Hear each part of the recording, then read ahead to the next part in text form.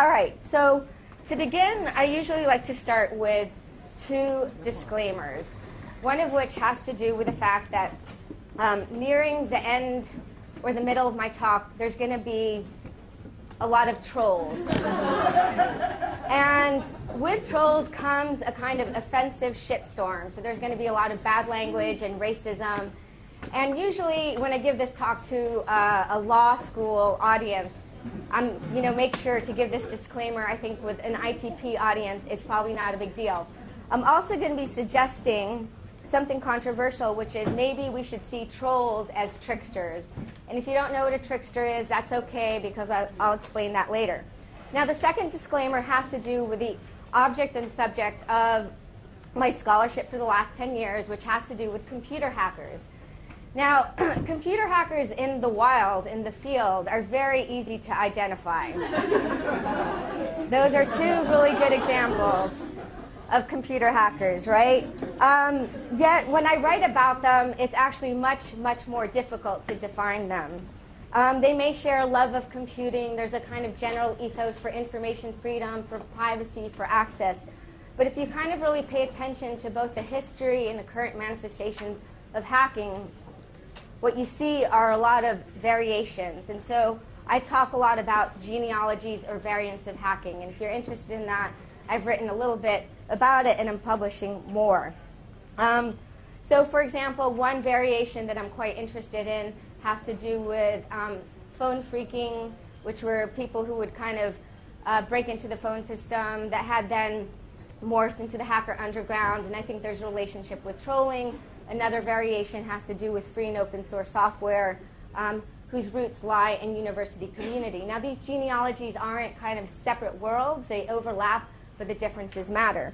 However, as I address the kind of geek and hacker protests against Scientology, the nuance of distinctions that I'm so insistent with my work, I'm actually not going to pay attention to at all for the sake of simplicity, and also because I'm kind of struggling with how to characterize the kind of geeks and hackers who do protest Scientology, right? And so something I really want to emphasize is while there's been a tremendous consistency in geeks and hackers protesting Scientology, many hackers and geeks could care less about Scientology and don't protest, right? So just keep that in mind. All right, so with those two disclaimers in place, let's begin. Today I'm going to start by displaying three artifacts. The first is an excerpt from a blog entry written by a hacker friend in the Bay Area who's describing the pleasures of programming. The title of the blog entry is called Python, Reaching a Transcendental Space. Python's a computer language. I remember when I found Python, I was an unemployed slacker living in a student co-op. I'd sit in a since disappeared cafe in Berkeley and write reams of more or less useless code simply for the joy of it. I'd reach some sort of transcendental state fueled by relevant white space, clear syntax, and pints of awfully strong black coffee. In those days, I first felt the pure abstract joy of programming in a powerful way, the ability to conjure these giant structures, manipulate them at will, and have them contain and be contained by one another. And I bet programmers in this room can probably identify with that. Now let's compare this with a very, very, very different vision of technology. The following is an edict about the role of technology in Scientology, published by a special branch of its operations, the RTC, the Religion Technology Center, founded in 1983, which is entrusted with dealing with their technology and, as a result, their intellectual property. Keeping Scientology working, KSW, we're going to see this later. Getting the correct technology applied consists of having the correct technology, knowing the technology, knowing it's correct, teaching correctly the correct technology, applying the technology, seeing that the technology is correctly applied, hammering out the existence of incorrect technology, knocking out incorrect applications. So I think you get the point by now. Now let's watch this video from the internet-bred phenomena Anonymous, who's been on a vigorous quest to expose the Church of Scientology as fraudulent and dangerous through a range of offline and online protests. All right, so let's see the video. Hello, leaders of Scientology. We are Anonymous.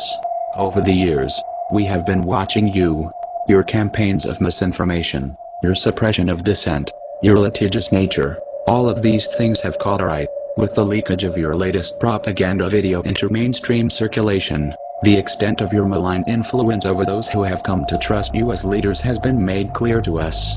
Anonymous has therefore decided that your organization should be destroyed.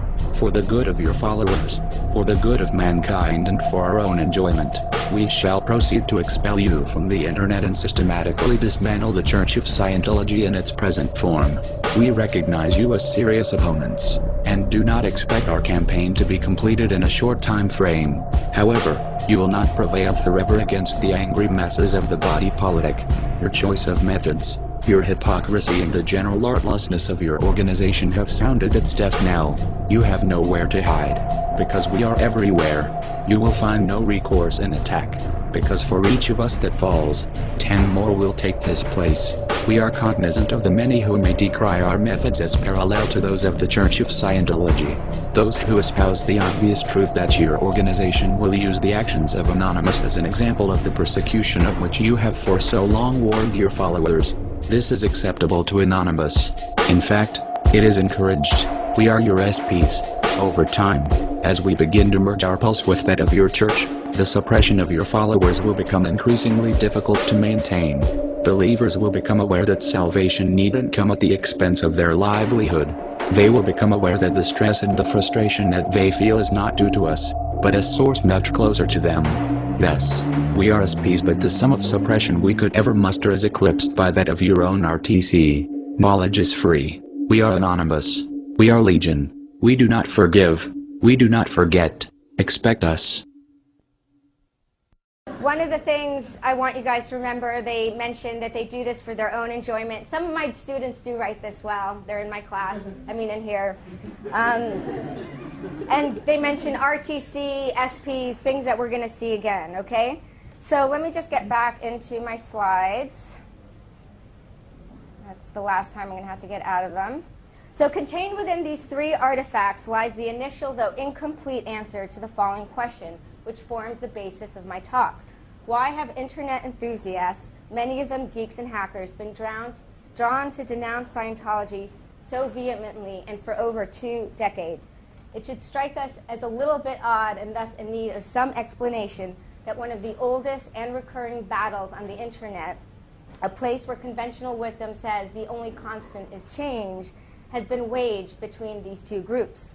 To start answering this question, it's important to note that there's very specific historical reasons that have brought Scientology and geeks into battle with each other, and I'm going to go into these in some detail.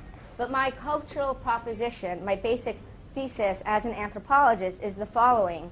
Scientology is a perfect nemesis, for it represents a near complete inversion of the values and commitments of internet geeks and enthusiasts. In other words, if there was such a thing as a cultural inversion machine and you stuck Scientology in there, you'd get something that looks a lot like hacker and geek culture, which is why I opened the talk with 2 contrasting visions.